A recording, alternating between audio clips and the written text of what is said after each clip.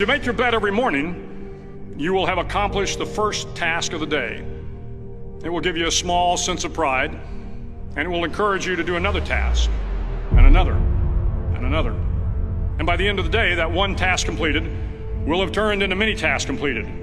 Making your bed will also reinforce the fact that the little things in life matter. If you can't do the little things right, you'll never be able to do the big things right. And if by chance you have a miserable day, you will come home to a bed that is made, that you made. And a made bed gives you encouragement that tomorrow will be better. To pass SEAL training, there are a series of long swims that must be completed. One is the night swim. Before the swim, the instructors joyfully brief the students on all the species of sharks that inhabit the waters off San Clemente. They assure you, however, that no student has ever been eaten by a shark, at least not that they can remember. But you are also taught that if a shark begins to circle your position, stand your ground. Do not swim away. Do not act afraid. And if the shark, hungry for a midnight snack, darts towards you, then summons up all your strength and punch him in the snout, and he will turn and swim away. There are a lot of sharks in the world.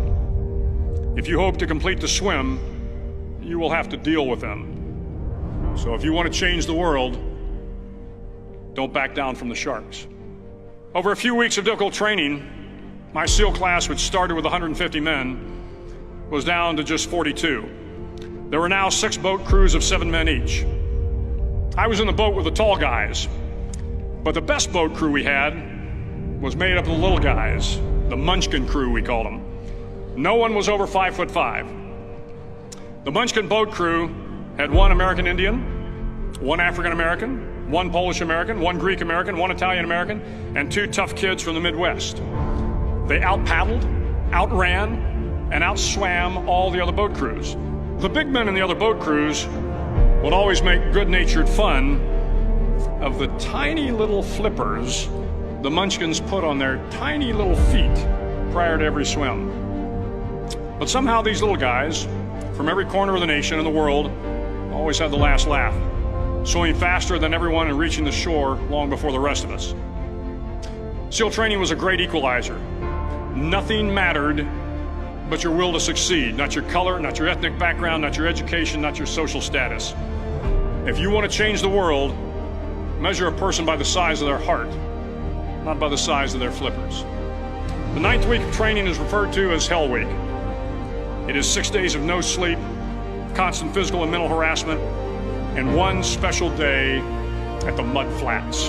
The Mud Flats are an area between San Diego and Tijuana where the water runs off and creates the Tijuana Sloughs, a swampy patch of terrain where the mud will engulf you. It is on Wednesday of Hell Week that you paddle down to the Mud Flats and spend the next 15 hours trying to survive this freezing cold, the howling wind, and the incessant pressure to quit from the instructors.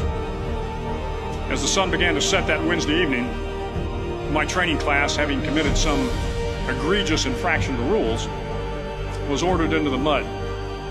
The mud consumed each man till there was nothing visible but our heads. The instructors told us we could leave the mud if only 5 men would quit. Only 5 men, just 5 men, and we could get out of the oppressive cold. Looking around the mud flat, it was apparent that some students were about to give up. It was still over 8 hours till the sun came up. 8 more hours of bone-chilling cold. The chattering teeth and the shivering moans of the trainees were so loud, it was hard to hear anything. And then one voice began to echo through the night. One voice raised in song. The song was terribly out of tune, but sung with great enthusiasm. One voice became 2, and 2 became 3, and before long, everyone in the class was singing. The instructors threatened us with more time in the mud if we kept up the singing, but the singing persisted, and somehow the mud seemed a little warmer, and the wind a little tamer, and the dawn not so far away. If I have learned anything in my time traveling the world, it is the power of hope. The power of one person, a Washington, a Lincoln, King, Mandela, and even a young girl from Pakistan, Malala.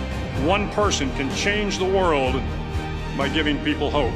So if you want to change the world, start each day with a task completed. Find someone to help you through life. Respect everyone. Know that life is not fair and that you will fail often. But if you take some risks, step up when the times are the toughest, face down the bullies, lift up the downtrodden, and never ever give up.